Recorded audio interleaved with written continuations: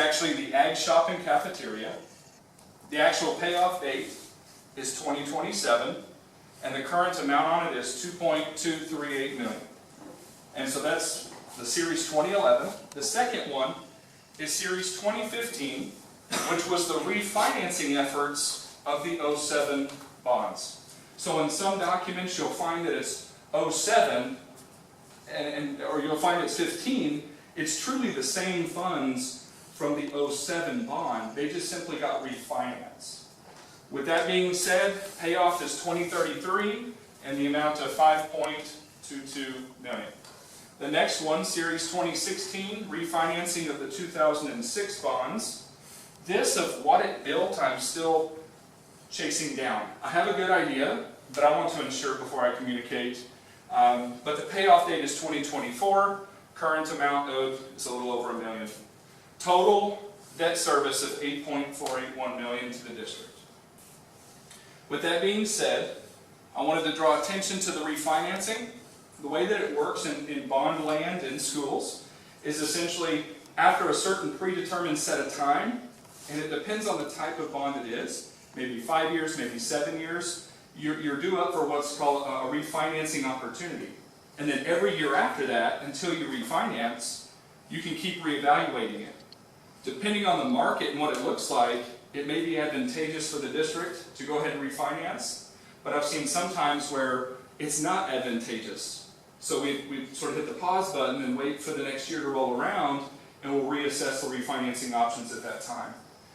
Just to let you know the refinancing of these two, whenever we initially got our bond capacity for this bond election, we were going to have to move the tax rate to $1.52. But because these were refinanced, it gave us a surplus of what translated to 4 cents. So because we refinanced, we're able to assume that we get to $1.48 rather than $1.52. So we've even taken into consideration, to try to keep taxes as low as possible, the surplus sitting in INS from the refinancing of these bonds. And so, much like anything else, a mortgage, that's how these work too. If I did my mortgage for $200,000, 10 years later, I want to refinance, then I'll just refinance the amount owed on my mortgage, right? This is very similar. Of course, the market looks a little different, the rules are a little different, but that's essentially how it operates. On the next slide, I wanted to see how we looked compared to Wilson County as a whole. And looking, I know some people say, well, Stockdale and Pope are so similar. Oh, Stockdale and Fall City, or we'll go visit a place and it's like, look at this stadium, right? And there's a lot of good stuff happening. But let's take a look at what that means. Stockdale ISD, we've been consistent. I did 3 years worth of tax rates. We've been consistent. We currently, for this year, sit the second lowest in all of Wilson County. That translates to a debt service. In other words, our indebtedness is $8.481 million, which is the lowest altogether in Wilson County. That being said, we look at Floresville. They've maintained a solid tax rate. Their current indebtedness is a little over $67 million. Falls City, $1.57. They're actually the highest in Wilson County, at $1.54 right now. That's actually coming down 3 cents. Their indebtedness is a little under $31 million. Pope ISD, $1.20, $1.12. It jumped to $1.35, almost $1.36 with the recent passing of a $10 million bond. And just to give you all apples to apples comparison, we're looking at this bond election, $5.5 million, to be 14 cents on our INS. So what is 14 cents for us is $5.5 million. I believe Pope was able to do $10 million at a little over 23 cents. So their tax valuations align. Their tax valuation is about double what Stockdale's is. And so you can see that also in the indebtedness in the same tax rate. We have very similar tax rates this year. Their indebtedness is about double ours. But their tax valuation is too, which is why our tax rate's sitting about the same. Does that make sense? Nixon Smiley, $1.17. They're actually the lowest in Wilson County, carrying an INS debt of a little under $25 million. And then Lavernia, steadily going up. I know they're a fast growth district, sitting at a little over 63 million. So this is just to size up our district compared to other districts in our county. And so I'll answer a few questions after the presentation if you just joined us. So why now? Why now are we looking at wanting to do a bond election? The first major one is science lab deficiencies. To gain access to adequate science facilities, our junior high teachers must rotate into high school labs. Current high school labs are not conducive. For sharing is the classroom, the front portion is the classroom, the back portion is the lab. There's really no differentiation. So to use the class at the same time, you'd have about 40 to 60 kids in one area. Some of them doing the lab, some of them doing a classroom. Two completely different curriculum. Be pretty difficult to do.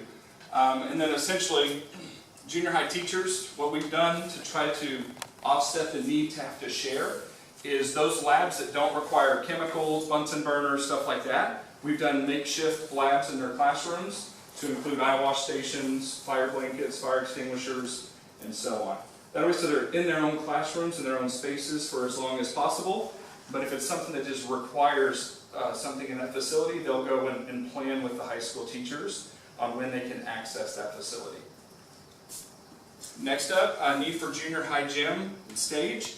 I know that during award ceremonies, that old auditorium that we have is not adequate for the number of people, not only in the secondary, but also as a district in whole. I know that junior high awards are standing room only, oftentimes packing that facility out past the maximum occupancy level. To gain access to a more adequate facility that is more aligned to safety standards and would accommodate more appropriately the needs of the community and the school would be the goal. Many junior high events are standing room only due to bleachers only being on one side of the actual gym facility. And our current stage is located in the auditorium that is not designed to accommodate the number of people that we have in our junior high alone.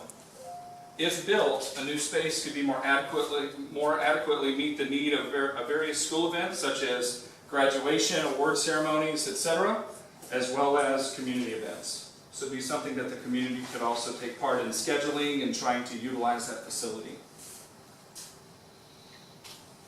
Next is safety and security. You know, the atmosphere that we are in currently, this has been a really hot topic. The Safety and Security Committee has met and determined areas of opportunities for our district. We've literally done an entire district walk, looked at doors, perimeter fencing, the whole nine, metal detectors, you name it. And this is the list that the Safety and Security Committee presented to the school board. I went ahead and included all of them just to give you a status update on some of them. These two large ones are the ones being considered within this bond election because the price tag associated with them are much larger and would take multiple years to actually implement without a bond election. So access door controls and additional surveillance cameras. On Safe Guardian plans, the school board has been given information to try to stew on and try to figure out how we would employ this strategy in a way that is appropriate for the community and the school. So that's currently being considered by the board. School resource officer, which we've actually been able to achieve and absorb into our current budget. And then the universal communication system for emergencies. It's actually called Navigate Prepared. It's an app that literally any teacher can initiate a lockdown or an emergency for weather, intruder alerts, the whole nine. They're actually being trained on it October 8th. But we actually wrote an Education Foundation grant in the amount of $8,500, and they happily supported the cost and actually fully funded it. We weren't expecting that, but they actually did fully fund that communication system. Lastly, air conditioning on route buses. Our 5 route buses also serve for after-school transportation and as our trip buses for field trips, athletics, and academic events. The average bus route is 1 to 1.5 hours, while some trips require up to 5 hours round trip.